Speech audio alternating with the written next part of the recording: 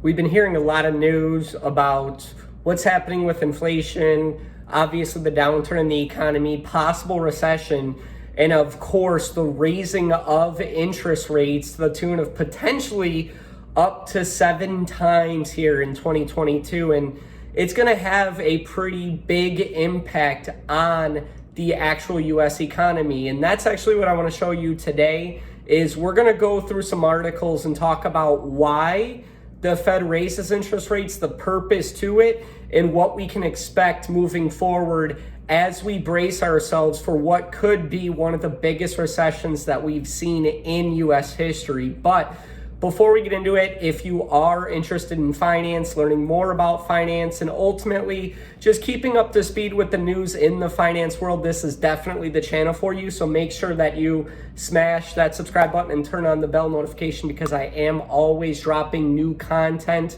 surrounding what's going on in the economy, what's going on in the finance world, and of course helping set you up for success with wherever you want to go financially. So let's go ahead and get into today's video.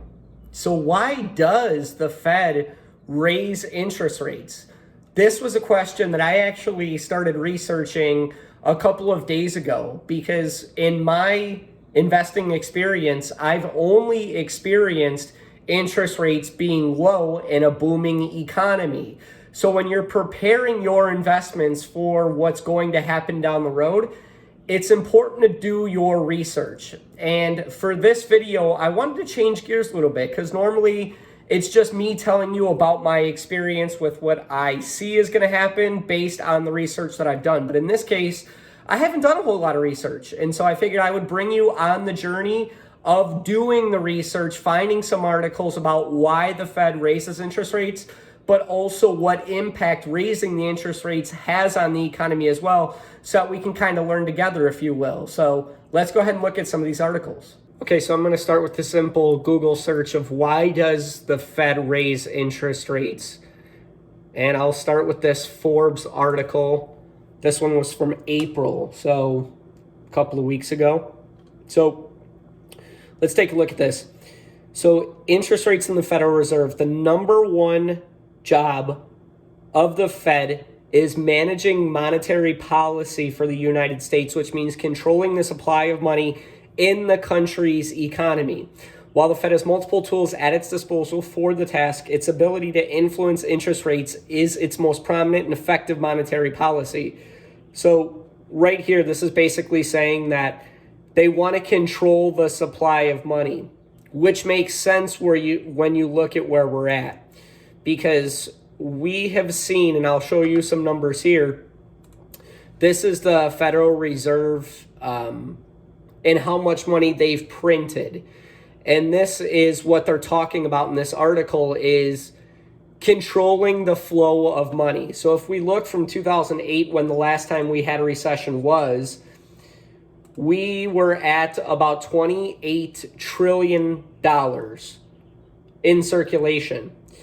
Now, within 12 years, we're at 50 trillion. So in a matter of 12 short years, we've almost doubled the amount of money in circulation. So basically what this article is saying is that we have so much money in circulation right now that we are hyperinflating the economy. There's just way too much borrowing going on because there's too much money in circulation going on. So the idea is that they need to control the supply of money, therefore print off less money, so that it discourages people from spending the money in circulation. So number one, raising the interest rate is going to discourage spending and borrowing, but also they're going to stop printing money as much as they were. So they're going to pull back a little bit. And then this next portion talks about the actual raising and how they determine it. So when people talk about the Fed raising interest rates, they're referring to the federal funds rate, also called the federal funds target rate. At its regular meetings, and I believe these meetings happen, I think, once a quarter, They set a target range for the federal funds rate, which acts as a reference for interest rates big commercial banks charge each other for overnight loans. So this basically sets the standard of where commercial banks are setting their interest for the loans that they're giving to people, essentially. And it looks like banks borrow overnight loans to satisfy liquidity requirements set by regulators, including the Fed. The average of the rates banks negotiate for overnight loans is called the effective federal funds rate. This in turn impacts other markets like the prime rate. So you can actually go, and I'll give you guys this resource. You can go to Fed prime rate, and it'll tell you what the current prime rate is currently. So we can see right now it's at 3.5%, and this was set on March 16th, and it'll tell you exactly what happened. Looks like they raised it by 0.25%, and it looks like the next meeting's happening May 4th.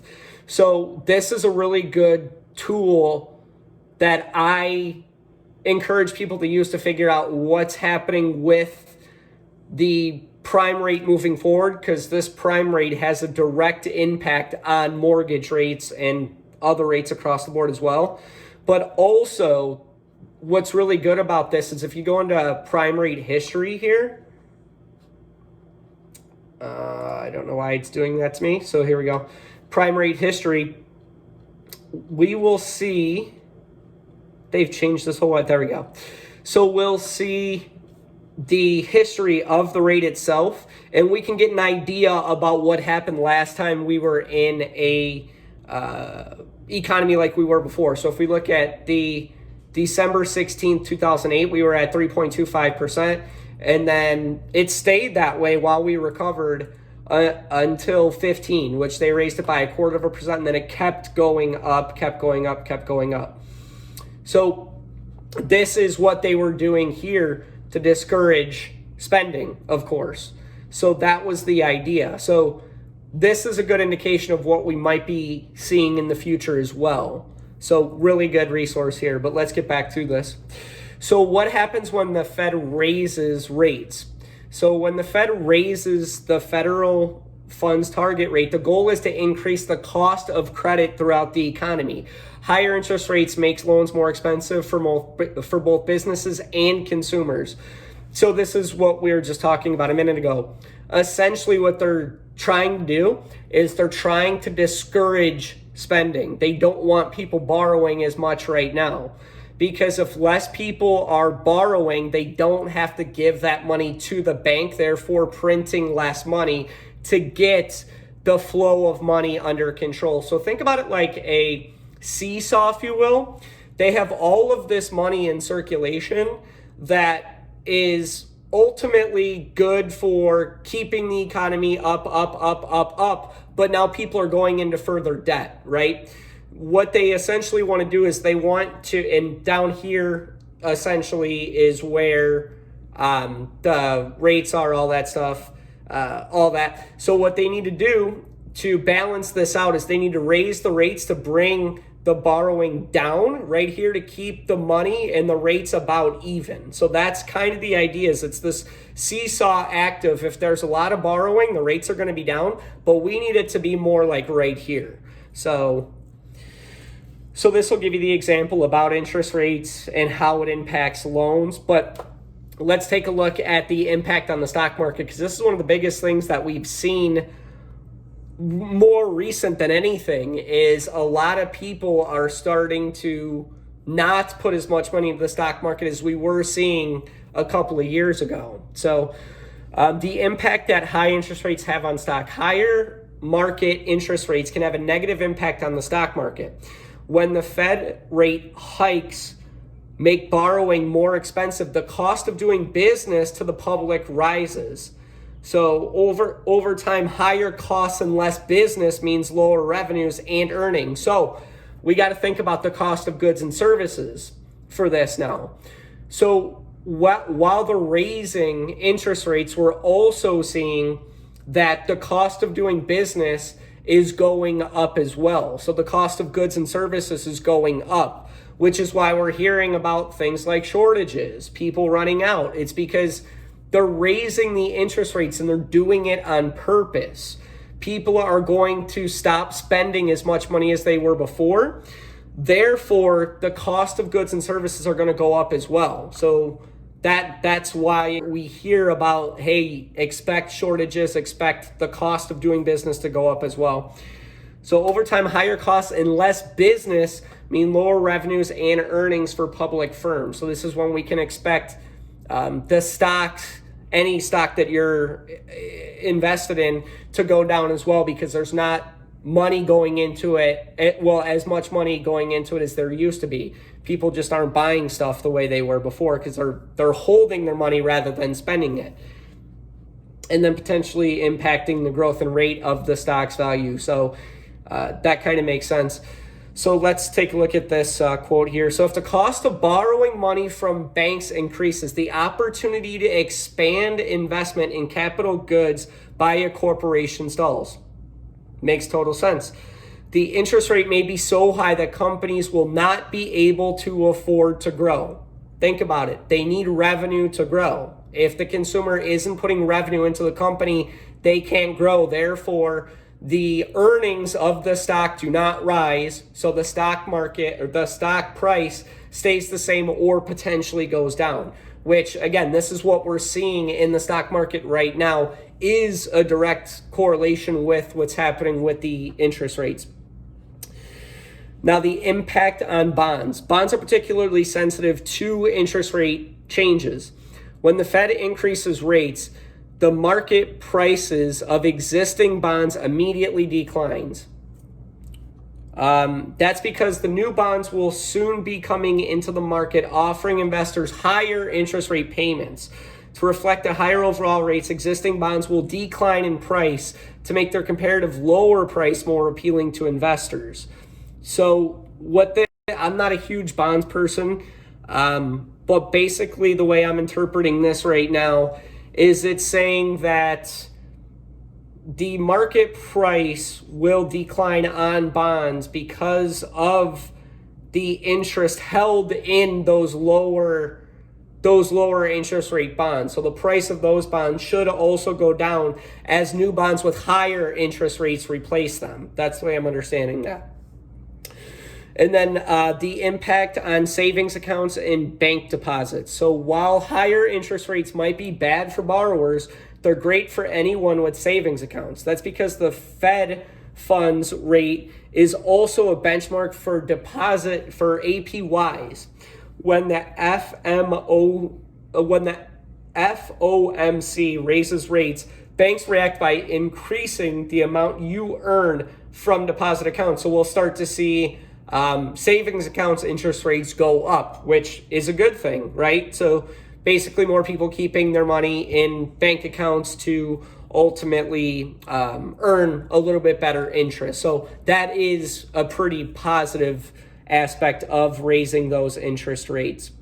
Okay, and the last thing that we're going to take a look at is the impact on consumer credit. So consumer credit, like personal loans, lines of credit, and credit card, respond more gradually to Fed rate increases. Variable rate loans are particularly sensitive to Fed rate changes, as the interest rate they charge are based on benchmarks that reference the Fed funds rate. New fixed rate loans can see higher interest rates, but existing ones are immune to the changes. So basically what this is saying is, if you have a variable rate on things like a mortgage or car loans, personal loans, lines of credit, credit cards, you're going to be directly impacted by these rate changes. So if we take a look at the Fed prime rate from March 15th of 2022, it was at 3.25%. Well, now it's at a 3.50%, which means that if you have a variable rate on any one of your lines of credit, you're going to see your rate increase by 0.25%. And that would be across the board. And obviously, if it continues to go up, then that rate will also go up as well. If you do have a fixed rate, however, your interest rate's going to stay the same. So it would stay wherever it was when the line of credit originated. Now, if you do come to the table and want a new loan, you will start higher for an interest rate than you did back in March of 2020. So automatically the benchmark of that loan starts 0.25% higher than it did even 6 months ago because the benchmark was a little bit lower. So that's the example of discouraging borrowing that we are talking about, because right now they don't want people borrowing money. They're discouraging it because they need to get the flow of money under control. So that's how they actually do it, is raising those interest rates. So to recap all of this, essentially, the way you want to look at the raising of the interest rate and why they're doing it right now is because they ideally want people to stop spending as much money as they have been for the past decade or so.